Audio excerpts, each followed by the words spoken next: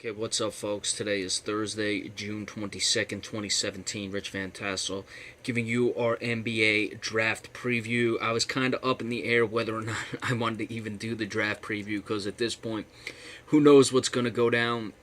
Of course, the big news was already the Celtics trading out of the number one spot. We already did the video on that. Now we're looking at potentially the Celtics trading down or the Celtics trading the number 3 pick to get Kristaps Porzingis. They may have to trade down to do so. There are other teams that are interested in moving up. We'll have to see what happens, what occurs, but I'm just going to do this now. We're getting close enough to the draft. It's already just a little past 5 Eastern time, so I'm expecting if big moves were going to happen prior to the draft, they would have already happened. Of course, things may happen afterwards, but we'll just do a recap of that, or we'll just give you, if something like ridiculously huge happens, we'll give you a recap of that as it happens. But, you have Jimmy Butler in discussions whether the Cavs are going to trade, so there's a lot of moving parts that could still happen, whether Sacramento will trade 5 to 10. So regardless, that's why I'm just doing this one now. Obviously, the biggest thing, we're expecting Fultz to go number 1. That's almost certainly Lonzo Ball going number 2. Should Lonzo Ball not go 2, then things certainly become very interesting. The first big thing, of course, the Celtics. Will they take Josh Jackson? Will they take Jason Tatum if they hold on to that pick? The guy I really like is De'Aaron Fox. He's projected to go number 5 to the Sacramento Kings. You look at mocks of what the Sacramento Kings can do. They have 5 and 10. Just the particular mock I'm looking at, I've seen Fox essentially being their number 5 pick. The last mock I was just looking at, number 10, Zach Collins. Zach Collins is a good player out of Arizona. If they're going to try to find a guy to replace DeMarcus Cousins, so that's certainly something to keep an eye on. Of course, Sacramento will affect Boston, how well Sacramento plays. If they start to improve, that pick could drop for the Celtics. Of course, they will not have the 2018 pick for the Sacramento Kings, so if the Kings are bad going into next season or going into next draft, then they have a chance to draft a good player as well, because you have what is considered a deeper draft than this year's draft. Not really that many foreign players. The earliest foreign player I saw going was number 15. I'm going to bring that up now, sorry.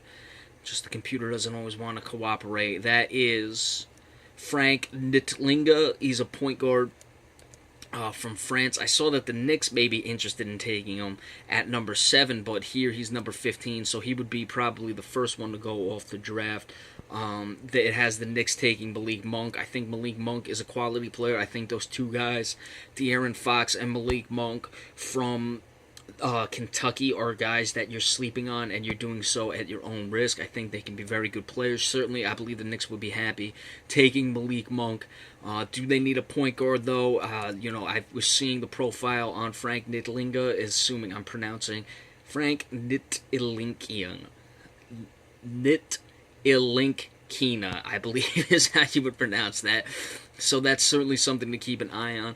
Guys, towards the end of the draft, you have the Brooklyn Nets. They're going to have a first-round pick. It's 22nd because they swapped with the Boston Celtics, so they will pick that one there. Let's see what happens. Also, you have Sacramento in this mock draft getting Josh Hart, a senior, a guy who is certainly very poised. He played on the national championship team with Villanova. That's something to keep an eye on.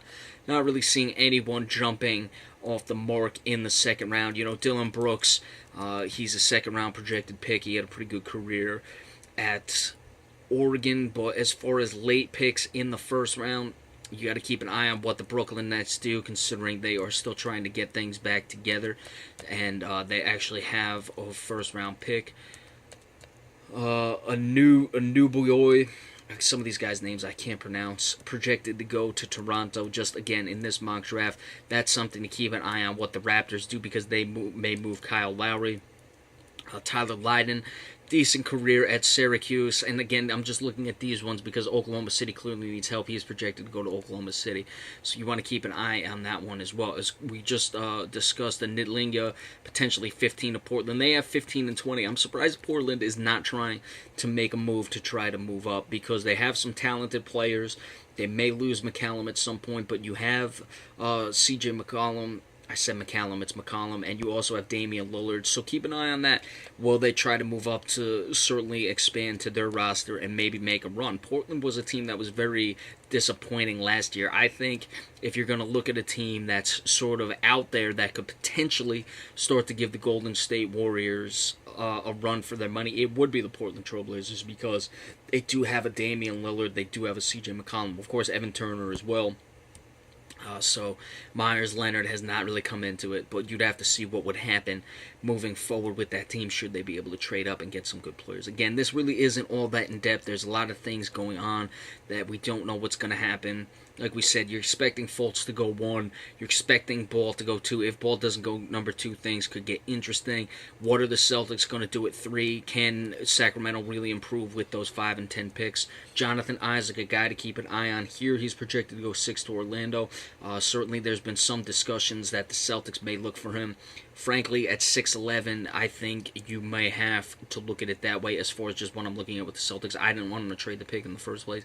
I would probably be happy with Isaac. I like De'Aaron Fox as well. I don't really like Jason Tatum or Josh Jackson, being that they drafted Jaylen Brown next year, but it looks like that's what's going to happen because it doesn't look like a Kristaps Porzingis deal could get done quickly. Note on that. It looks like the Knicks, as of right now, want both this year's 3rd pick, a potential future pick, which is why the Celtics may trade down to, or trade a guy like Bradley to try to get the 7th pick. But even if they wanted, say, the 3rd this year, and one of the picks they just or they have next year, one of them that they just got by trading down in this one, of course, the Nets pick, and Jaylen Brown, I wouldn't part ways with Jaylen Brown. If they wanted Jay Crowder, you'd have to see, but not really looking like any fireworks are going to take place, any trades are going to take place in the meantime.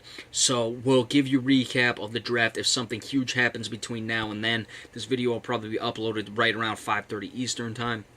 Something big happens between now and then, and when the draft starts, we'll give you an update on that. But this is just the draft preview for now. Again, see what happens if Ball falls past the Lakers, where Tatum and Josh Jackson will go. If the Celtics choose one of those guys, will the Celtics maybe go after Jonathan Isaac? De'Aaron Fox, will he go higher? What is Sacramento going to do with the 5 and 10? And can Portland move up? Those are the big storylines, and really not seeing anything as far as international players till mid of the first round. And of course, nothing really happening late. You look at the Brooklyn Nets. Who are they going to pick to try to really help their team, because they're in dire straits?